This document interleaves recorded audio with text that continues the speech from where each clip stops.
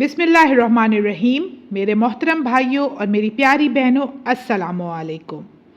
آج ہم بسم اللہ الرحمن الرحیم کے فضائل اور برکات پر بات کریں گے۔ حضرت جابر رضی اللہ تعالیٰ عنہ فرماتے ہیں، جب یہ آیت بسم اللہ الرحمن الرحیم اتری تو بادل مشرق کی طرف چھٹ گئے، ہوائیں ساکن ہو گئیں، سمندر ٹھہر گیا، جانوروں نے کان لگا لیے، شیاطین پر آسمان سے شعلے گرے۔ پروردگار عالم نے اپنی عزت و جلال کی قسم کھا کر فرمایا، جس چیز پر میرا نام لیا جائے گا اس میں ضرور برکت ہوگی۔ ابن مردویہ میں ہے کہ رسول اکرم صلی اللہ علیہ وسلم نے فرمایا، مجھ پر ایک ایسی آیت اتری ہے کہ کسی نبی پر سوائے حضرت سلیمان علیہ السلام کے ایسی آیت نہیں اتری، اور وہ آیت ہے بسم اللہ الرحمن الرحیم۔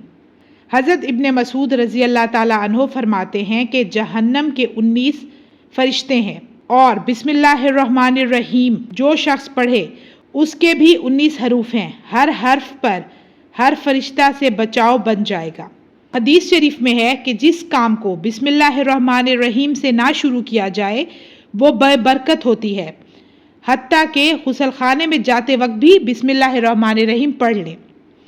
جو شخص سونے سے پہلے 21 مرتبہ بسم اللہ الرحمن الرحیم پڑھے تو چوری اور شیاطین اثرات سے اور اچانک موت کے آنے سے حفاظت رہے گی۔ جو مظلوم شخص کسی ظالم کے سامنے 50 مرتبہ بسم اللہ الرحمن الرحیم پڑھے تو اللہ تعالی ظالم کو مغلوب کر کے پڑھنے والے کو غالب کر دیں گے۔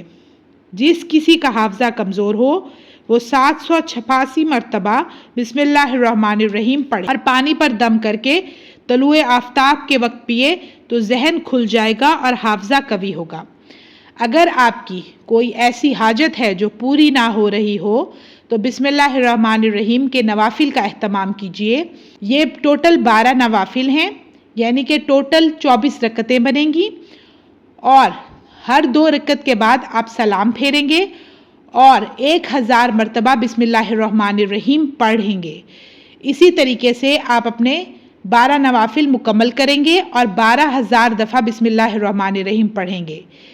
اس عمل کو پرسکون وقت میں کیجیے، پوری توجہ کے ساتھ اور دھیان کے ساتھ کیجیے۔ عمل تھوڑا لمبا ہے، اس میں وقت لگے گا، لیکن اس ٹائم کا انتخاب کیجیے جس وقت خاموشی ہو، تاکہ آپ خشوع و خضوع کے ساتھ اپنی حاجت اللہ کے دربار میں پیش کر سکیں۔ اس عمل کو آپ لگاتار 3 دن کریں، انشاءاللہ آپ کی حاجت فوری طور پر پوری ہوگی۔